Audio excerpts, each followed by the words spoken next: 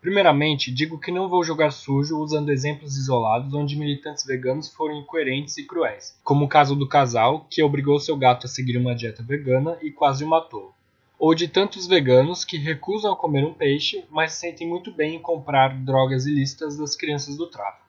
Vou direto ao ponto e basear minha argumentação nos argumentos do livro Libertação Animal, de Peter Singer, que, sem dúvida, é a literatura mais recomendada para quem quer entender os argumentos vegan. Entendendo o especismo.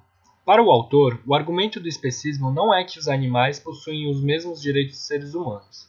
Ao contrário do que muitas pessoas pensam, a versão oficial do argumento é de que animais são sim seres inferiores em vários sentidos, mas isso não quer dizer que seja certo fazê-los sofrer. Como o autor elucida, homens e mulheres são diferentes e por isso precisam de direitos específicos. Não é uma luta por direitos idênticos, mas sim por igual consideração. O ponto central do argumento ético é o de que devemos considerar o interesse de todos os seres com base na sua capacidade de sofrer. Assim, o especismo se resume em tratar de uma forma diferenciada o indivíduo pelo único motivo de ele pertencer a outra espécie.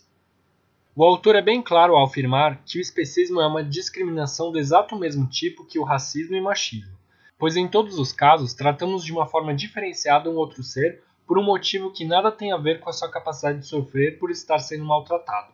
O argumento que sustenta essa afirmação é o de que uma pessoa razoável não trataria mal um outro ser humano se este não tivesse a mesma capacidade de sofrer que um ser humano normal. Não acharíamos justa uma sociedade que discriminasse as pessoas com base no QI de cada uma. A prova cabal de que somos especistas é de que não faríamos nem metade das coisas que fazemos com animais se estes fossem substituídos por seres humanos com uma igual capacidade de sofrimento. Um exemplo seriam os testes em animais. Um rato de laboratório tem, de acordo com o autor, a mesma capacidade de sofrer que a de um bebê humano com menos de 6 meses de idade ou de um ser humano adulto com graves lesões cerebrais. Ou seja, escolhemos os animais não por terem menor capacidade de sofrimento, mas sim pelo simples motivo de não serem da mesma espécie que a nossa. Não adianta protestar afirmando que a morte dos bebês geraria enorme sofrimento aos pais, pois isso se resolveria com bebês abandonados ou órfãos, ou que os bebês possuam a oportunidade de serem adultos completos, pois isso é resolvido usando bebês com graves doenças sem expectativa de vida. Em todos esses casos, ainda achamos errado usar nos seres humanos. Não se engane, o argumento não quer dizer que devemos substituir os animais do abatedouro e das pesquisas científicas por bebês humanos e retardados. O argumento é um experimento moral e imaginário para provar que geramos muito sofrimento por motivos especistas. A questão moral do especismo é resolvida de uma forma simples. Não fazer nada a um animal que seja considerado antiético se fosse feito a um ser humano com exatamente a mesma capacidade de sofrer que o animal em questão. E isso, obviamente, implica em ser vegetariano. Do que se trata realmente a militância vegetariana ou vegan? O cerne de ser vegetariano ou vegan é não ser especista. Todos os outros argumentos são adereços para o convencimento e muitas vezes estão errados. O cerne da ideologia vegana não é uma questão de que comer menos carne seja mais saudável, nem que devemos reduzir o sofrimento dos animais ou que a agropecuária causa danos ao meio ambiente e fome no mundo. Vegetarianos, e principalmente veganos, podem utilizar-se de todos esses argumentos para convencer outras pessoas de que comer carne e consumir produtos de origem animal seja errado, mas o ponto central não tem nada a ver com esses argumentos. Descolando o moralismo da parte factual dos argumentos base da militância vegana. Saúde. Primeiramente, quanto à questão da saúde, não é por causa que a alimentação do cidadão comum, baseada em altos níveis de proteína animal, gordura e açúcares, o faz ter uma saúde pior que a de um vegetariano com uma dieta regrada e balanceada, que a única forma de se ter uma vida longa e saudável seja deixar de comer carne. Sim, sabemos muito bem que vegetarianos vivem mais e são mais saudáveis que pessoas comuns. Mas o ponto é justamente esse. São comparados com pessoas comuns. Ninguém os compara com uma pessoa que possui uma dieta regrada, que não abusa da carne, mas que a consome de maneira correta. Além disso, um estudo realizado na Austrália, com 1.320 pessoas, onde 330 eram exclusivamente vegetarianas, mostrou que quanto menos carne na dieta, maiores eram os índices de câncer, alergias e transtornos psiquiátricos como depressão e ansiedade, sendo que no último caso, vegetarianos tinham mais que o dobro do índice desses transtornos do que pessoas com dietas ricas em carne. Além disso, o próprio autor de Libertação Animal adverte que o argumento de que a dieta vegetariana é mais saudável não deveria ser usado, pois se surgissem estudos mostrando o contrário, o argumento ruiria, e não é pela saúde que se é vegetariano. Então a conclusão é fácil e direta. Se veganos estivessem realmente preocupados com a nossa saúde, indicariam dietas balanceadas, e não exclusivamente vegetarianas. Sofrimento. Em segundo lugar, quanto à questão do sofrimento animal, a luta dos vegans não tem como objetivo principal acabar com o sofrimento dos animais. O fato que comprova isso é que não há nenhum plano do que fazer com os animais, entre aspas, livres. No livro Libertação Animal, o autor argumenta que não devemos interferir de forma alguma no sofrimento dos animais livres, pois isso acarretaria em desequilíbrios ecológicos e que animais livres sofrem menos. Estes argumentos são falaciosos, pois representam uma falsa dicotomia onde só há a possibilidade do animal livre e a do animal confinado de maneira horrível. Não se leva em consideração que a criação de animais de forma livre, a tal carne feliz, pode de fato causar muito menos sofrimento aos animais do que as únicas alternativas mencionadas. É bom lembrar que a natureza não é mais boazinha com os animais do que a indústria da carne é atualmente. Algumas espécies de galinhas selvagens quase nunca morrem de velhice, e mais de 95% delas morrem devido à predação. Além disso, a forma como os animais morrem na natureza não é muito melhor do que a pistola, marreta, choque ou degolação das indústrias da carne, pois os animais de grande porte são literalmente comidos vivos e, em muitos casos, quem é predado são filhotes. Não me entendam mal, o argumento não é que a natureza é cruel e por isso também devemos ser. Isso seria uma falácia naturalista. Meu ponto é que existe uma solução mais ética que envolve menos sofrimento para os animais e seres humanos que simplesmente não pressupõe o fim do consumo da carne. O autor do livro possui uma resposta ao argumento de que na natureza os animais sofrem mais. Ele diz que os defensores da escravidão também afirmavam que os negros livres sofriam mais do que os escravos de senhores que os tratavam bem. Este argumento viola a própria premissa do autor de que animais possuem menos capacidade de sofrer do que um ser humano adulto. É fácil condenar eticamente a afirmação do defensor da escravidão, pois os escravos são seres humanos conscientes de seu estado. O conceito de liberdade existe na mente do ser humano, e a privação dela, mesmo que sob condições, entre aspas, agradáveis, representa um sofrimento psicológico. No caso de animais criados em liberdade, fica claro que eles não têm como saber que são propriedade de outro animal, ou seja, a comparação é desonesta. Outros autores veganos afirmam que a forma como o animal morre não importa, senão não teríamos vegetarianos, mas sim consumidores de carne feliz. Como o texto explica, o problema não é o sofrimento que os animais sentem, mas sim a questão moral-filosófica de usarmos eles. É melhor um animal sendo dilacerado vivo na natureza do que ele ser abatido com o mínimo de dor por humanos. Seres humanos são capazes de oferecer uma vida e morte muito menos dolorosa do que a natureza, que seria a única alternativa para animais, entre aspas, livres. Ecologia e fome no mundo. Por último, sobre a questão do meio ambiente e a fome no mundo, sabemos muito bem que a pecuária utiliza muito mais recursos como água, terra e grãos do que seria necessário para alimentar pessoas, e que ela é extremamente poluente. Assim, faz parte do arcabouço de argumentos veganos a afirmação de que uma dieta vegetariana poupa recursos de todos os tipos, e que se todos os grãos utilizados para a alimentação de animais fossem direcionados para a alimentação de seres humanos, acabaríamos com a fome no mundo. Este argumento não passa de uma falácia, pois sabemos que não é por falta de comida que há fome no mundo, mas sim por causa da má distribuição. Acabar com a indústria da carne não traz nenhuma garantia de que os territórios desocupados seriam utilizados para acabar com a fome no mundo. Não há nenhuma ligação lógica do fim do consumo da carne e uma reforma agrária. Por fim, os vegetarianos não estão interessados no meio ambiente, pois eles não abrem mão dos produtos eletrônicos como smartphones, muito mais supérfluos do que um alimento, que gastam quase a mesma quantidade de água para serem produzidos do que 1 quilo de carne. Outro autor vegano afirma que o movimento vegan é elitista, mas que se você é contra a concentração de renda e a exploração dos pobres, deveria parar de comer carne, pois a agropecuária é a principal perpetradora da exploração do homem e do meio ambiente. Aqui vemos novamente a falácia de que acabando com a indústria da carne, será feita uma reforma agrária com as terras que sobram. Como se a dieta vegetariana não fosse passível de ser explorada pelo capital. Já sabemos que o capital se reinventa, e não há garantia nenhuma de que a exploração dos pobres na agricultura cesse assim que a pecuária deixar de existir. Além disso, as afirmações feitas no texto só estão baseadas em dados quando convém, como quando é preciso provar que a criação de animais consome muito mais recursos do que a criação de vegetais. Mas quando é preciso provar que uma sociedade que não pratica a pecuária é mais igualitária, ou que ser vegano é coisa de elite, não há dados que suportem essas alegações. Muito pelo contrário. Comparando a quantidade de vegetarianos de cada país, é fácil verificar, como no caso da Índia, que é onde reside a maioria da população vegetariana no mundo, que não há uma relação entre consumo de carne e igualdade econômica. E para completar, também podemos comparar a igualdade econômica com a quantidade de animais de criação per capita de cada país, verificando que não há relação alguma.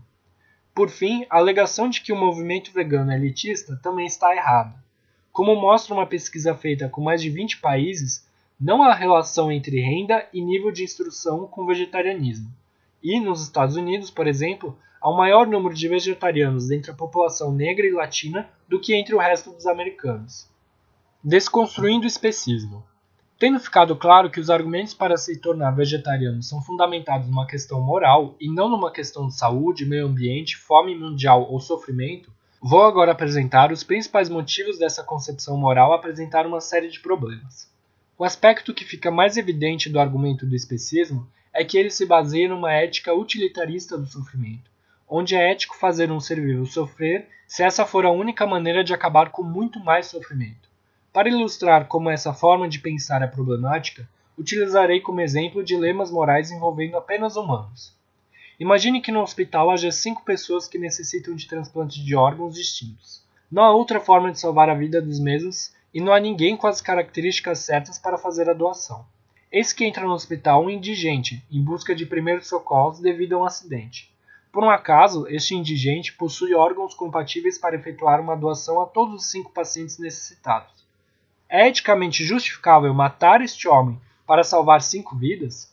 92,5% das pessoas acharia isso antiético. Porém, do ponto de vista utilitarista, seria ético sim matar essa pessoa, pois evitaria o sofrimento de outras 5. Uma pessoa que se recusasse a matar um indigente para salvar 5 pessoas poderia ser acusada de contextualista? Afinal, se escolhe que 5 pessoas irão sofrer ao invés de uma só com base apenas no contexto da morte, onde no primeiro é uma doença e no segundo é um assassinato. Sendo assim, um contextualista discrimina pessoas não com base no quanto elas irão sofrer, mas apenas por elas se encontrarem em contextos diferentes. Assim como um racista escolhe quem deve sofrer mais, não com base na capacidade de sofrimento, mas apenas por conta da cor de pele de alguém, e da mesma forma que um elitista escolhe quem deve sofrer mais com base apenas no contexto social da pessoa, e um sexista apenas com base no gênero biológico com o qual a pessoa nasceu. Fica claro que este argumento não serve para invalidar o combate a todas as discriminações, pois o argumento contra o racismo, machismo e etc. não se baseia numa lógica utilitarista de sofrimento, mas sim numa questão óbvia de ser algo errado privar ativamente um ser humano de seus direitos básicos.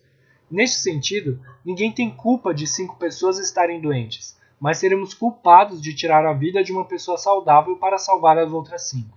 Se o argumento a favor dos animais agora for justamente esse, de que é simplesmente errado usarmos animais, mesmo que isso represente menos sofrimento para os seres humanos ou para os próprios animais, como afirmam alguns veganos, então, para se ter o mínimo de coerência ética, uma pessoa que pensa dessa forma deveria ser contra o aborto, pois não temos direito de decidirmos sobre a vida de outro ser vivo, não importando a capacidade do mesmo de sofrer ou se um aborto pode evitar muito sofrimento para a mãe e para a própria criança. Voltando ao exemplo do dilema ético, e se ao invés de um ser humano a ter sua vida tirada para salvar outras 5, fosse um cão? Digamos que por algum motivo hipotético, a vida dessas 5 pessoas enfermas depende da morte de um cão. Agora, apenas 31,5% das pessoas acha antiético matar um animal para salvar 5 vidas. O argumento moral vegetariano pede para considerarmos os interesses dos animais tanto quanto consideramos os interesses de um ser humano com a mesma capacidade de sofrer. Se matarmos o cão de uma forma indolor, a quantidade de sofrimento que ele sentiria seria exatamente a mesma que o ser humano indigente sentiria, pois não há o fator psicológico da antecipação da morte ou a comoção gerada em amigos e parentes do ser humano. O argumento utilitarista do sofrimento nos diria para matarmos a pessoa, e o argumento do tratamento ético igual nos obrigaria a deixar 5 pessoas morrerem, tanto no caso do indigente quanto no caso do cão. O autor do livro Libertação Animal chegou a esta conclusão e afirmou que para evitarmos o especismo e não tratarmos a vida animal como sacrossanta e nem a vida humana como inútil, precisamos do bom senso de um meio termo. Mas para o autor, o meio termo continua sendo a regra de ouro utilitarista. A militância vegana é moral religiosa. O meu objetivo aqui não é criticar veganos e vegetarianos pelas escolhas morais pessoais que fizeram, muito menos criticar a militância que fazem pelos direitos dos animais. Meu objetivo é fazer com que fique claro que ser vegan não tem nada a ver com querer o melhor para o mundo, como foi elucidado na seção 3.1 desse vídeo. Tem tudo a ver com uma escolha moral, praticamente religiosa, do que pode morrer pelas nossas mãos e do que não pode. Sim, é uma escolha moral praticamente religiosa, pois não é embasado em fatos científicos. Pois todos os aspectos da militância baseados em dados científicos, como a questão da saúde, meio ambiente e sofrimento, não são premissas lógicas para se deixar de comer carne. Quais seriam as diferenças objetivas entre grupos religiosos e veganos? Ambos pregam uma moral superior. É muito difícil diferenciar o discurso que é contra o aborto e o discurso que é contra o uso de animais em pesquisas médicas. Qual o problema de militar em favor de uma escolha moral religiosa? O problema de se militar por uma questão moral religiosa é que a capacidade de convencimento é muito limitada. Se alguém não sente empatia por animais, convencê-lo a parar de comer carne ou votar num político que lute pelos direitos dos animais é tão difícil quanto convencer uma pessoa que a fabricação de cimento é uma opressão contra os minerais utilizados. Uma forma muito mais poderosa de convencimento é simplesmente mostrar as consequências do consumo excessivo de carne, as condições nas quais os animais de abate vivem e os benefícios ambientais de um tratamento mais consciente da vida animal, e não tentar empurrar uma prerrogativa moral que não se sustenta sozinha. Outra consequência de se adotar um posicionamento moral, ao invés de se concentrar nos fatos científicos, é que o fato de que vegetarianos, apesar de terem o mesmo nível de escolaridade de não vegetarianos, constantemente apresentam um menor conhecimento sobre ciência, de acordo com um estudo feito em 20 países.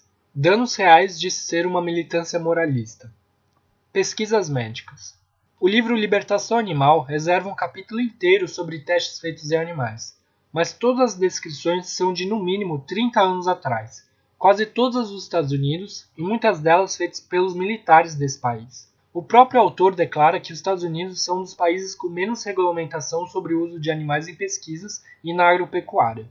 Por mais que ele tenha sido honesto em não distorcer a descrição e o propósito dos experimentos, a caracterização de como funcionam as pesquisas médicas ficaram com um tremendo viés negativo devido à falta de controle dos Estados Unidos. As experimentações feitas por militares e o fato de que são todos experimentos muito antigos, quando os comitês de ética animal mal haviam se formado. Os argumentos de que a maioria dos experimentos feitos com animais são terrivelmente cruéis, sem propósito e que poderiam muito bem serem feitos em modelos artificiais estão simplesmente desatualizados. Hoje em dia, pelo menos nas pesquisas feitas no Brasil e no Canadá, é simplesmente impossível fazer um animal passar por um sofrimento desnecessário. Como estes dois biólogos explicam, não faz nenhum sentido do ponto de vista puramente científico tratar mal os animais caríssimos de laboratório, pois qualquer teste retornaria um resultado completamente não homogêneo e estatisticamente inválido devido ao estresse sofrido pelos animais. Além disso, simplesmente não existem métodos alternativos e toda pesquisa médica de base cessaria se não fossem os experimentos com animais. A ignorância científica, juntamente com o ideal moral religioso, pode incorrer numa militância que mais causa sofrimento aos animais e humanos do que supostamente iria impedir. Um exemplo são as invasões a centros de pesquisa e resgate de animais de laboratório. Como explica esse biólogo, animais usados em pesquisa muitas vezes estão infectados com doenças contagiosas para as quais tratamentos estão sendo desenvolvidos, ou estão passando por uma recuperação de alguma cirurgia. Os animais libertos, sem tratamento específico que estavam recebendo, podem acabar morrendo de forma dolorosa e transmitir doenças desconhecidas a animais saudáveis. Isso sem mencionar que animais de laboratório são criados após décadas de seleção genética, uma medida para isolar variáveis. Ou seja, um resgate de animais pode significar a perda de décadas de estudos. Peter Singer afirma em seu livro que as pesquisas médicas não resultam num benefício apreciável na qualidade de vida do ser humano, e justifica essa afirmação citando um estudo de J.B. e McKinley e S.M. McKinley, que afirma que durante o século XX, os avanços no tratamento médico nos Estados Unidos contribuíram em apenas 3,5% na queda da mortalidade devido a doenças infecciosas. O estudo afirma que a maior parte da queda da mortalidade é devido ao avanço da qualidade de vida dos humanos, como higiene, saneamento básico e etc. Assim, Peter Singer conclui que ao invés de gastarmos recursos com pesquisas médicas, deveríamos nos preocupar com questões de saneamento básico. Há uma falha muito grave nesse raciocínio. Além de ignorar os benefícios do avanço da medicina em outras áreas, como o tratamento do câncer e da AIDS, ele contribui para a recente onda de recusa à vacinação ocorrida nos Estados Unidos, que trouxe de volta doenças infecciosas que foram extintas. Mas a maior falha da crítica de Peter é que ela não é direcionada à causa do problema. De fato, não podemos ignorar os estudos que indicam que a expectativa de vida é muito mais dependente do saneamento básico do que de avanços na medicina. Mas isso simplesmente não quer dizer que os avanços na medicina não são válidos, ou que se pararmos de investir em pesquisa básica, esses recursos automaticamente seriam revertidos para melhorar a saúde de pessoas em países pobres. Novamente, o autor acredita que a resolução do problema com a crueldade dos animais acarreta numa automática e benéfica redistribuição de recursos. Como no caso da comida, não é um problema de falta de recursos que países pobres sofrem de fome. É puramente uma questão de má distribuição. Se o dinheiro gasto com pesquisa de combate ao câncer poderia salvar muito mais vidas se investido em simples combate à difteria em países pobres, o foco da luta não seria abolir os testes com animais, mas sim cobrar uma política mais humanitária dos governos. Novamente, os problemas suscitados pelo autor podem ser e são muito melhor combatidos por uma militância de esquerda do que por um posicionamento moral a respeito dos animais. É preciso deixar claro que meu ponto aqui não é uma defesa incondicional dos testes em animais. É claro que qualquer pessoa sensata poderia admitir que testes que provocam dor em animais com o objetivo de testar produtos cosméticos ou de limpeza são supérfluos e cruéis. Meu ponto aqui é ressaltar que uma militância baseada numa moral quase religiosa pode gerar graves danos aos animais e humanos, pois uma ignorância do método científico leva a ações inconsequentes que não resultam, de forma alguma, numa diminuição do sofrimento animal ou humano. Animais de estimação. Essa é uma questão polêmica que estranhamente não foi abordada no livro de Peter Singer. É um claro exemplo onde a regra de ouro para evitar o especismo falha. Vamos fazer o velho exercício de imaginar uma situação onde um animal de estimação poderia ser comparado a um ser humano com as mesmas capacidades. Nesse caso, não podemos simplesmente usar bebês ou pessoas com graves lesões cerebrais, pois os animais de estimação mais comuns, como cães e gatos, em teoria, se colocados num ambiente propício, podem sobreviver sem a ajuda de seres humanos. Talvez a melhor analogia seria de bebês pertencentes a uma outra cultura bastante distinta da nossa, digamos, indígena. Imagine que numa comunidade indígena, um bebê torna-se órfão. Assim, evitamos o sofrimento dos pais. E os brancos que vivem em cidades resolvem adotar este bebê. Mas não simplesmente adotar. Pretendem ser donos do bebê, cloná-lo e selecionar os clones de forma que o mais bonito, entre aspas, possa ser vendido para famílias dispostas a cuidar do mesmo. A ideia parece completamente absurda, mas não traz mais sofrimento aos hipotéticos bebês do que traz aos nossos animais de estimação.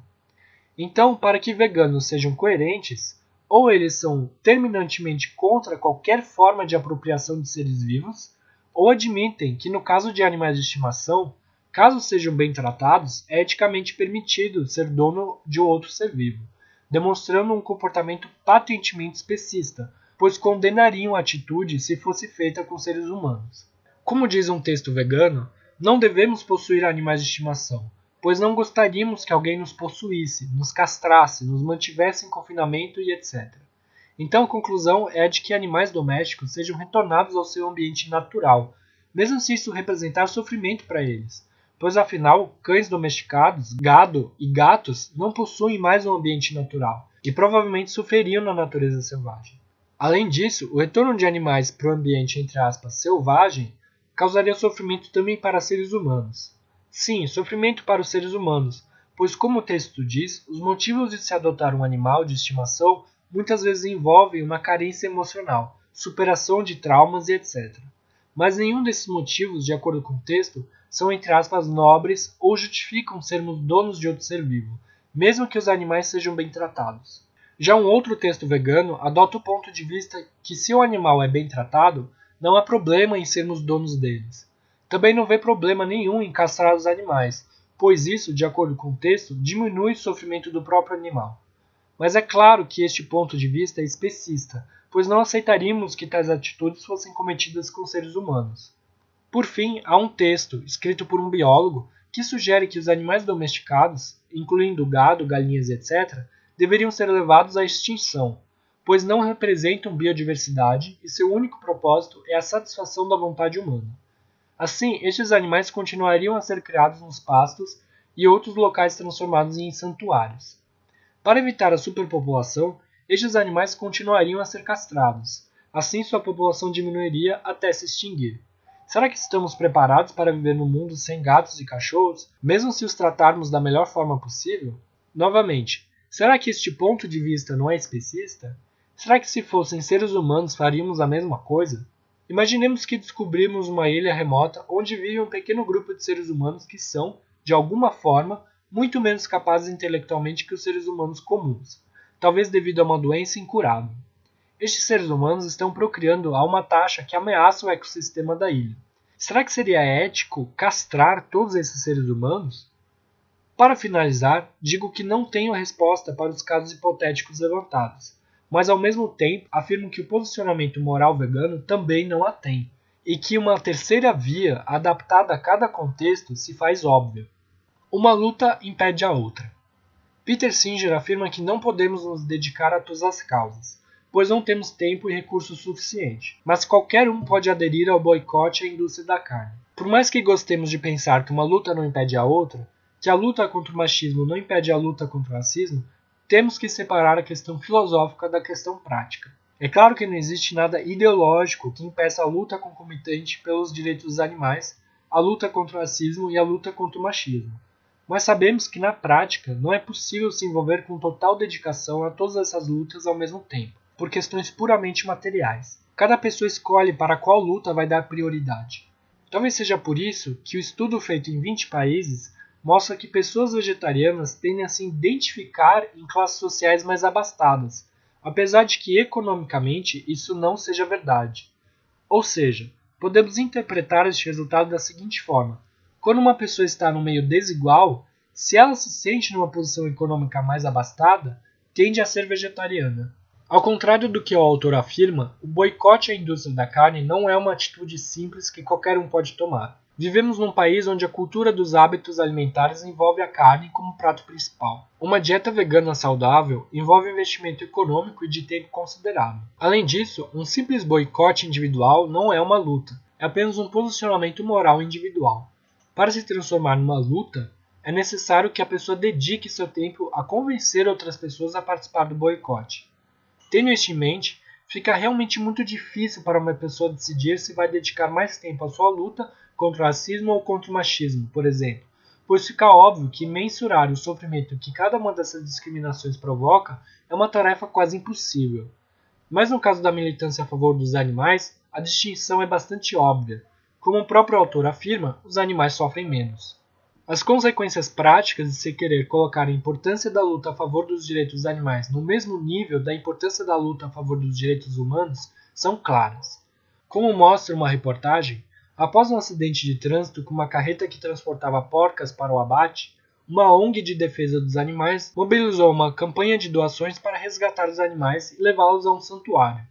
Enquanto isso, uma outra arrecadação de doações estava sendo feita para uma mulher brutalmente atacada pelo companheiro. Ela teve os pés e as mãos decepadas. O resultado é que a campanha pela mulher não chegou nem a 20% da meta de R$26 mil, enquanto que as porcas, no mesmo período, receberam 76% da meta de R$300 mil. As justificativas para tal discrepância são variadas, como por exemplo, que ONGs de direitos animais possuem melhor mobilização do que as mulheres ou que a mídia deu maior cobertura às porcas. Mas ambas as explicações estão abarcadas pelo fato de que as pessoas sentem mais empatia por animais do que por seres humanos. A pior parte da situação é que o discurso do livro Libertação Animal é claro ao afirmar que as guerras, o racismo, a miséria e o sexismo são problemas sem solução, mas que o especismo é um problema que se resolveria assim que quiséssemos. Claro, assim que quiséssemos alterar uma cultura de comer carne, mas alterar uma cultura do estupro, da violência, da desigualdade é uma questão tão difícil que deve ser deixada em segundo plano, de acordo com Peter Singer. Conclusão. Minha conclusão não é de que os movimentos pelos direitos dos animais devam deixar de existir, ou que quem é vegetariano deve voltar a comer carne. Longe disso. É fundamental reconhecer que a indústria da carne e algumas instituições de pesquisa tratam os animais de forma cruel, e que a militância vegana é fundamental para fazer a sociedade abrir os olhos para essas barbaridades. Minha conclusão é de que toda argumentação moralista poderia ser eficientemente substituída por uma argumentação mais racional, objetiva, tratando de questões específicas, não de uma luta pela libertação animal, que salvaria o ser humano das mazelas da desigualdade social. Seria interessante que a militância vegana fosse mais coerente, e num caso onde um ser humano está passando por um sofrimento muito maior do que animais, passasse seus recursos financeiros ao humano.